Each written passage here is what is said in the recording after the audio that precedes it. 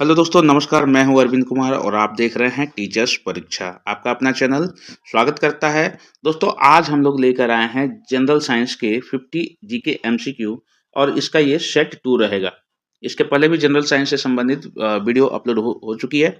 दोस्तों, बहुत ही इंपॉर्टेंट है, जैसे कि इंसुलिन क्या करता है, स्तनधारी रक्त की सबसे बड़ी कोशिकाएं हैं और निद्रा रोग का वाहक कौन सा। इस प्रकार के बहुत ही बायोलॉजिकल जनरल साइंस से संबंधित सभी प्रकार की क्वेश्चन को, सिलेक्टेड क्वेश्चन को रखे गए हैं।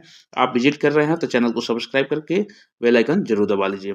लाइक कमेंट जरूर करते रहें दोस्तों, ताकि हमें मोटिवेशन मिलती रहे। आगे बढ़ते हैं, एक एक प्रश्न को ध्यान से देखिएगा। जरूरत के अनुसार चित्र का भी इसमें समायोजन किया गया है दोस्तों। 50 जी के एमसीक्यू जो जनरल साइंस के संदर्भ में रहेंगे, आज होने वाले हैं, तो इस वीडियो में उपलब्ध हैं। इंसुलिन क्या करता है? प्रश्न पहला रहेगा दोस्तों, इंसुलिन क्या करता है? इंसुलिन जो होता है दोस्तों, क्या करता है? तो यह रक्त शर्करा को कम करता है, यानी कि जिसमें रक्त शर्करा होता है वो कम करता है। और इसका अगर ऐसी समस्याएं होती है तो इंसुलिन पंप के द्वारा यह इंजेक्ट किया जाता है और दोस्तों इससे यह रोकथाम की जाती है। तो दोस्तों इसका ऑप्शन बी करेक्ट आंसर हो जाएगा इस प्रश्न का, कि इंसुलिन क्या करता है? तो रक्त शर्करा को कम करता है। तो ऑप्शन बी करेक्ट आंसर हो जाएगा दोस्तों। आगे बढ़ते हैं, प्रश्न संख्या दूसरा है, दूसरी हरित क्रांति का उद्देश्य कृषि उत्पादन को बढ़ाना है, ताकि को बढ़ाया जा सके। यानी किस चीज को बढ़ाया जा सके इसके माध्यम से? तो किसको बढ़ाया जा सके? तो दोस्तों समावेशी विकास को बढ़ाया जा सके, यानी संपूर्ण विकास जो होते हैं उसको बढ़ाया जा सके। तो ऑप्शन डी करेक्ट आंसर हो जाएगा। चलिए बढ़ते हैं अगले प्रश्न में। प्रश्न संख्या 3 है, जेलीफिश किस प्रकार के संघ का उदाहरण है? तो दोस्तों अगर संघ का अगर अध्ययन आप लोगों ने किया होगा तो उत्तर आसानी से दे सकते हैं। तो जेलीफिश किस संघ से आती है और किस संघ का उदाहरण है? तो दोस्तों यह फाइलम निडारिया संघ का उदाहरण है जेलीफिश। तो ऑप्शन सी करेक्ट आंसर हो जाएगा। आगे बढ़ते हैं दोस्तों, प्रश्न संख्या 4 रहेगा, निम्नलिखित में से किसे सामान्यतः तालाब रेशम के नाम से जाना जाता है? दोस्तों चित्र के माध्यम से आपको हिंट दिया गया है। आप बता सकते हैं कि तालाब के आसपास जो काई होती है, ये जो है किसी पत्थरों पे आपको रेशेदार दिखाई देते हैं और इनको जूम करके अगर देखा जाए, तो ये ऐसे दिखते हैं। एक रेशे के धागे, एक रेशे के अंदर भी स्ट्रक्चर इसका ऐसा होता है। तो ये क्या चीज है जिसको सामान्यतः तालाब रेशम के नाम से जाना जाता है? बहुत ही इंपॉर्टेंट चीज है। तालाब रेशम के नाम से किसे जाना जाता है दोस्तों? तो यह है स्पाइरोगाइरा। इसका नाम क्या है? स्पाइरोगाइरा। आप ध्यान से देखिएगा, जूम करेंगे और तालाब के आसपास ये ऐसे मिलते हैं, ग्रीन ग्रीन होते हैं, डीप ग्रीन होते हैं। तो ऑप्शन डी करेक्ट आंसर हो जाएगा। इसका नाम है स्पाइरोगाइरा, जो तालाब रेशम के नाम से जाना जाता है। आगे बढ़ते हैं दोस्तों, प्रश्न संख्या 5 है, दिया है सोमाटोट्रोपिन किसका दूसरा नाम है? किस चीज का दूसरा नाम है दोस्तों? तो यह है वृद्धि हार्मोन्स का दूसरा नाम है। वृद्धि हार्मोन्स यानी हार्मोन्स में जो वृद्धि करती है उसी का नाम है सोमाटोट्रोपिन। सोमाटोट्रोपिन किसका दूसरा नाम है? तो वृद्धि हार्मोन का दूसरा नाम है। ऑप्शन ए करेक्ट आंसर रहेगा दोस्तों। दोस्तों ये वीडियो बहुत ही इंपॉर्टेंट होने वाली है। पूरे और भी आगे आने वाले प्रश्न इंपॉर्टेंट रहेंगे, तो पूरी वीडियो को वॉच कीजिए और लाइक जरूर करिए दोस्तों। अगर पसंद आती है वीडियो तो लाइक जरूर करें। मादा युग्मकों को क्या कहा जाता है? तो दोस्तों मादा में जैसे मेल में स्पर्म होते हैं, मेल में जो मेल होते हैं वहां मेल और फीमेल जो होती हैं वहां क्या क्या कहते हैं? तो शुक्राणु जो होता है दोस्तों, ये शुक्राणु मेल में होता है और भ्रूण तो छोटी इकाई, बच्चों की जो छोटी इकाई होती है, संतान उत्पन्न होता है, उसको कहते हैं। तो युग्मनज तो जाइगोट होता है दोस्तों, जो भ्रूण एग और स्पर्म मिलता है तो युग्मनज का निर्माण करता है। तो दोस्तों ऑप्शन हो जाएगा अंडाणु, एग्स। फीमेल में एक्स पाया जाता है, तो फीमेल के युग्मकों को अंडाणु कहा जाता है। तो ऑप्शन डी करेक्ट आंसर हो जाएगा। और यहीं पे प्रश्न रहता है दोस्तों कि नर युग्मकों को क्या कहा जाता है? तो वहां पर आपको शुक्राणु कहा जाएगा, ये वाला ऑप्शन। तो चलिए ऑप्शन डी करेक्ट आंसर है। इस पर भी वीडियो आने वाली है दोस्तों। देखिए चित्र के माध्यम से दिखाया गया है दोस्तों कि निम्नलिखित में से कौन सा सूक्ष्म जीव पोलियो और चिकन पॉक्स जैसी बीमारियों का कारण बनता है? देखिए दोस्तों चिकन पॉक्स और पोलियो में क्या होता है? पोलियो और चिकन पॉक्स में देखिए, इस पर खान सर का भी वीडियो आया था, वो बहुत अच्छी तरह से जानकारी देते हैं। तो सूक्ष्मजीव पोलियो और चिकन पॉक्स जैसी बीमारियों का कारण क्या है, यानी कौन सा? तो यह दोस्तों ये कारण हो जाता है वायरस, इसका कारण होता है। तो ऑप्शन सी करेक्ट आंसर रहेगा, वायरस। प्रश्न संख्या 8 है, जड़ों द्वारा जल अवशोषण की दर कैसे बढ़ाई जा सकती है? तो दोस्तों अगर देखा जाए तो जड़ों द्वारा जल अवशोषण की दर को बढ़ाया जा सकता है। एक उपाय है, और वो उपाय क्या है कि पौधों को पंखे के नीचे रखना है। यानी कि यदि किसी पौधे को पंखे के नीचे रखते हैं तो पौधे जो है बहुत तेजी से उसकी जड़ें जल अवशोषण करती हैं। तो ऑप्शन ए करेक्ट आंसर रहेगा। देखिए चित्र के माध्यम से दिखाया गया है दोस्तों, निम्नलिखित में से कौन सा कथन गलत है? हाइड्रा में मुकुलन संभव नहीं है। हाइड्रा में केवल लैंगिक प्रजनन द्वारा होता है। अधिकांश मेढक अंड प्रजनक प्राणी होते हैं। तो ये तो ऑप्शन गलत हो जाएगा।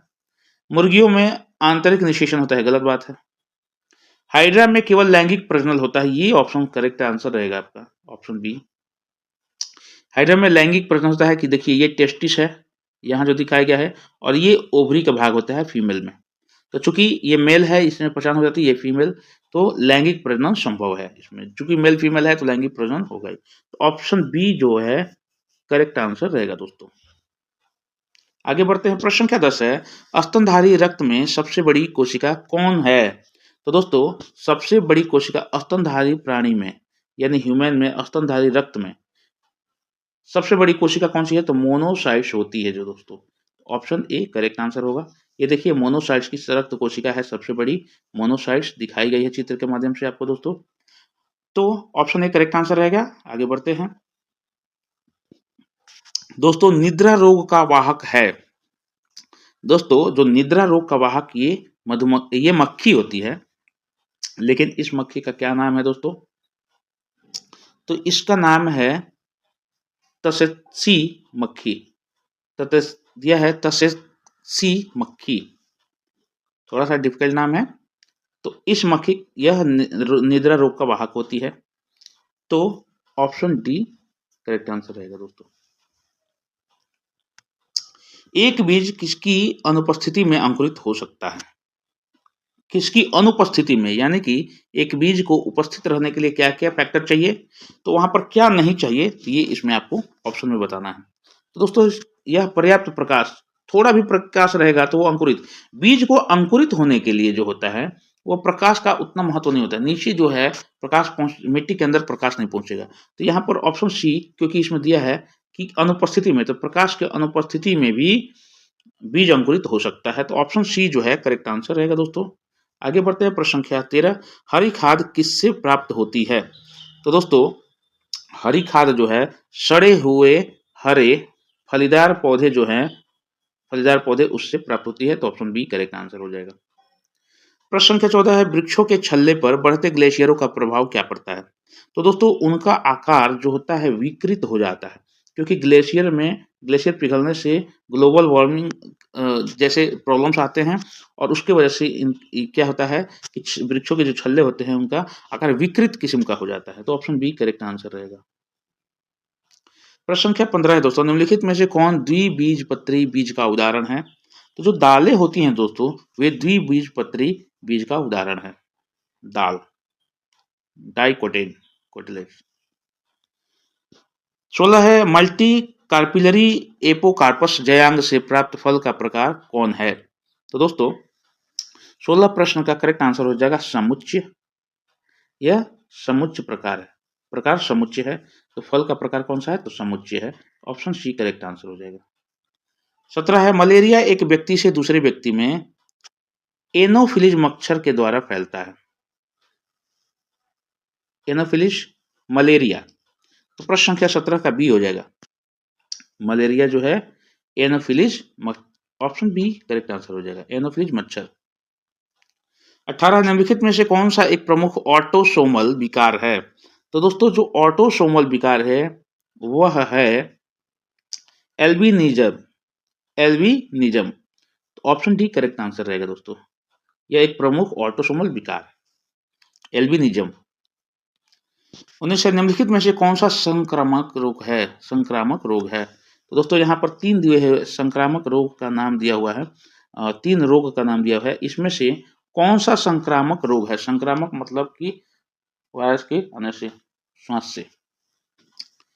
तो दोस्तों इसमें से देखा जाए तो संक्रामक जो रोग है वह है क्षय रोग और खसरा रोग। मलेरिया अभी-अभी मैंने डिस्कशन किया कि मादा एनोफिलीज मच्छर की वजह से होता है, उसके काटने से। लेकिन वह तो एक फैक्टर हो गया कि काटने से ही होगा, संक्रामक नहीं होगा। उसको काटन एनोफिलीज मच्छर यदि किसी को काटती है तभी होगा। लेकिन क्षय रोग और खसरा रोग जो है, यह श्वास के माध्यम से संक्रामक रोग है। जैसे कोई आगे छींकता है, खांसी लेता है, तो उसकी वजह से ये दोनों रोग होते हैं। तो ये ऑप्शन डी करेक्ट आंसर हो जाएगा, दूसरा और तीसरा दोनों। ऑप्शन डी करेक्ट आंसर रहेगा। प्रश्न संख्या 20 है, किस पौधे को हर्बल इंडियन डॉक्टर कहा जाता है? तो दोस्तों आंवला को इंडियन हर्बल डॉक्टर कहा जाता है। हर्बल इंडियन डॉक्टर कहा जाता है आंवला फल को। तो ऑप्शन ए करेक्ट आंसर रहेगा। आगे बढ़ते हैं दोस्तों। प्रश्न संख्या 21 है कि किससे ग्लोबल वार्मिंग में वो योगदान देता है? कौन ग्लोबल वार्मिंग में योगदान देता है? इसलिए इसे ग्रीन हाउस गैस कहा जाता है। यानी किसको कहा जाता है दोस्तों? ग्रीन हाउस गैस किसे कहा जाता है? तो दोस्तों मीथेन को ग्रीन हाउस गैस कहा जाता है। ऑप्शन बी करेक्ट आंसर रहेगा। प्रश्न संख्या 22 रहेगा दोस्तों। प्रश्न संख्या 22, जीवाणु कोशिका में माइटोकॉन्ड्रिया की संख्या है कितनी होती है दोस्तों? तो 0 होती है दोस्तों, यह 0 होती है, यानी कि यहाँ पर 0 बनेंगे क्योंकि जीवाणु कोशिका में माइटोकॉन्ड्रिया की संख्या कुछ भी नहीं होती है। तो ऑप्शन डी करेक्ट आंसर रहेगा दोस्तों। चलिए आगे बढ़ते हैं, प्रश्न संख्या 23 की तरफ चलेंगे। प्रश्न संख्या 23 रहेगा, अग्नाशयी रस को अपनी क्रिया के लिए किस माध्यम की आवश्यकता होती है? तो दोस्तों वह माध्यम कौन सा है? तो दोस्तों क्षारीय माध्यम होता है। उसके माध्यम से क्षारीयता के लिए अग्नाशयी रस अपनी क्रिया के लिए किस माध्यम का आवश्यकता होती है? तो उसको क्षारीय होना पड़ता है। तो ऑप्शन बी करेक्ट आंसर रहेगा। प्रश्न संख्या 24, निम्नलिखित में से किसमें विटामिन सी की मात्रा सबसे अधिक होती है? ऑब्वियसली दोस्तों नींबू में बहुत ज्यादा होती है क्योंकि इसमें 90 से एबोव प्लस 90 प्लस इसमें जो होती हैं रस होते हैं, जबकि टमाटर, अंगूर, शिमला मिर्च में इन सब में नहीं होता है। इस कैटेगरी के संतरा, मौसम्मी वगैरह आते हैं, लेकिन इसमें विटामिन सी की मात्रा नींबू में सबसे अधिक होती है। तो ऑप्शन ए करेक्ट आंसर रहेगा दोस्तों। प्रश्न संख्या 25 है, निम्नलिखित में से सबसे बड़ा जीवित पक्षी कौन सा है? तो दोस्तों सबसे बड़ा जीवित पक्षी शुतुरमुर्ग ही है, जो अभी फिलहाल जीवित है। तो ऑप्शन डी करेक्ट आंसर रहेगा। प्रश्न संख्या 25 का ऑप्शन डी शुतुरमुर्ग करेक्ट आंसर है। 26 है, निम्नलिखित में से कौन सा कोशिकांग पादप और जंतु कोशिका दोनों में मौजूद होता है? यानी कि दोनों ही पादप और दोनों, यानी कि वनस्पति यानी कि पेड़ पौधे में भी और ह्यूमन बीइंग में भी, किसी भी जानवर में, स्तनधारी प्राणियों में होता है। तो कौन सा कोशिकांग, कोशिका का अंग पूछ रहा है, इसमें कॉमन फैक्टर ये। तो दोस्तों इसका करेक्ट आंसर हो जाएगा माइटोकॉन्ड्रिया।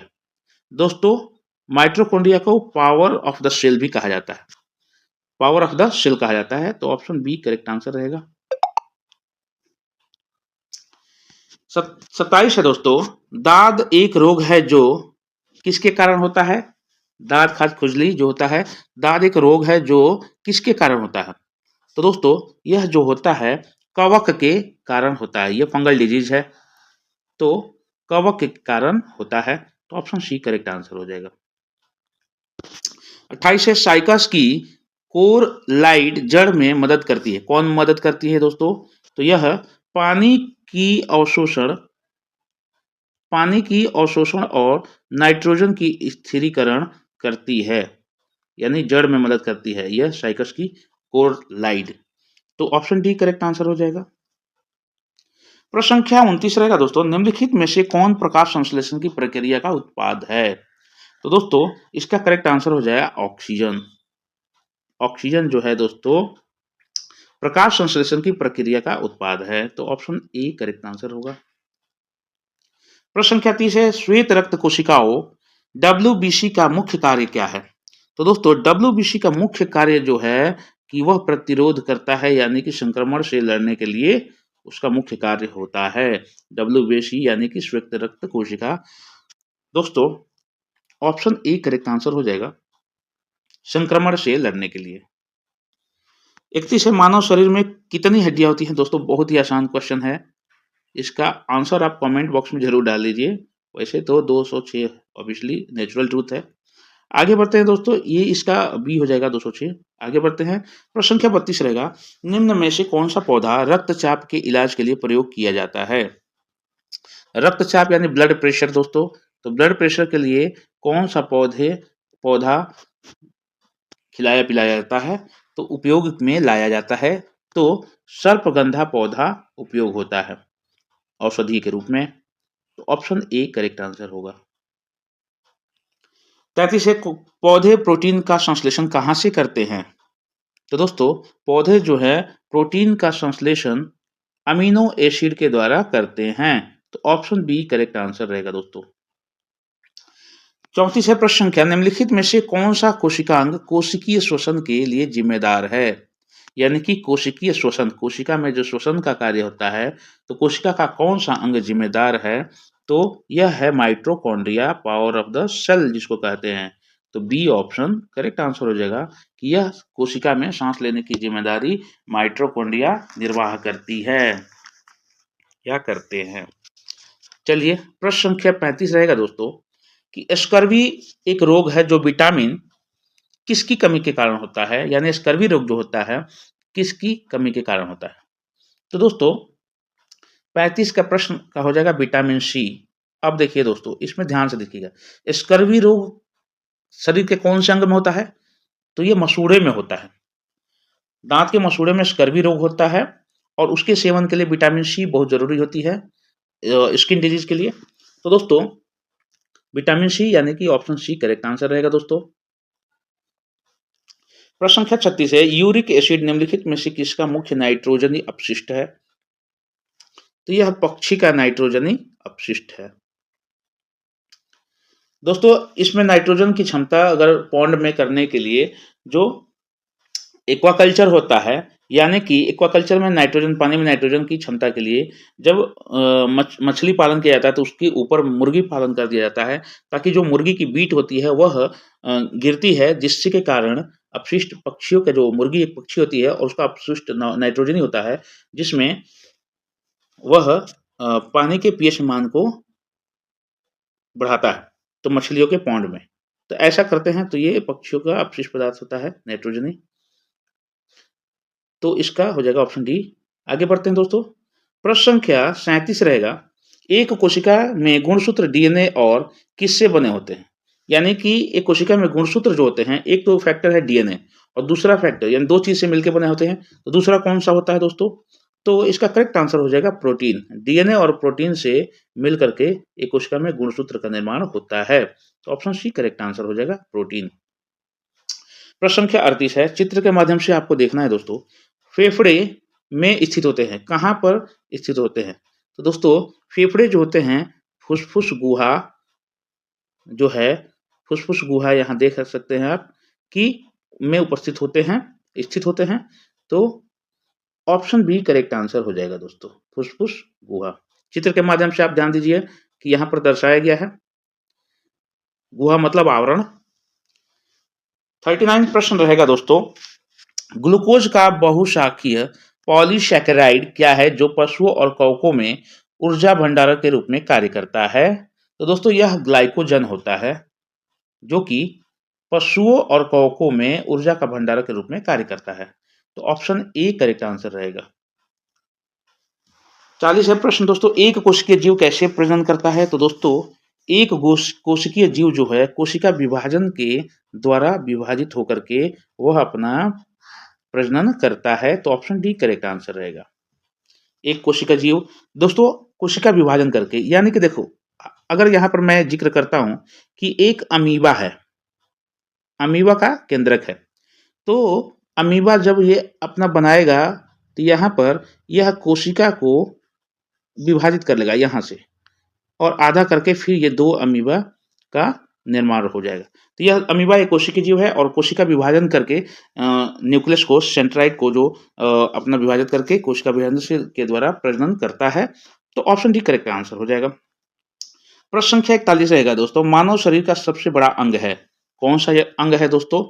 तो लीवर जो है दोस्तों, यकृत जिसको बोलते हैं लीवर, वह सबसे बड़ा अंग है मानव शरीर का। तो ऑप्शन डी करेक्ट आंसर होगा। प्रश्न संख्या 42 रहेगा दोस्तों, युग्मकोद्भिद को किसमें प्रोथैलस कहा जाता है? तो दोस्तों टेरिडोफाइटा जो होता है, इसमें टेरिडोफाइटा में युग्मकोद्भिद को टेरिडोफाइटा में प्रोथैलस कहा जाता है, उसका नाम प्रोथैलस हो जाता है। तो ऑप्शन ए करेक्ट आंसर होगा। 43 है, निम्नलिखित में से किस पोषण तत्व की कमी गंडमाला का सबसे आम कारण है? गंडमाला मतलब गलघंट, यानी कि गले में आयोडीन की कमी से जो सूजन हो जाती है उसको गंडमाला कहते हैं। तो आम कारण क्या होगा? आयोडीन हो जाएगा।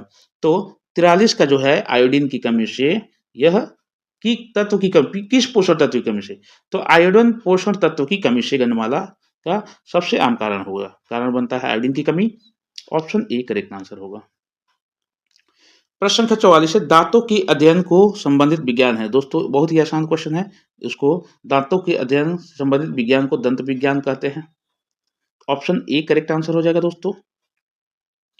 प्रश्न संख्या 45 है दोस्तों, जल रंध्र किसमें मौजूद होते हैं?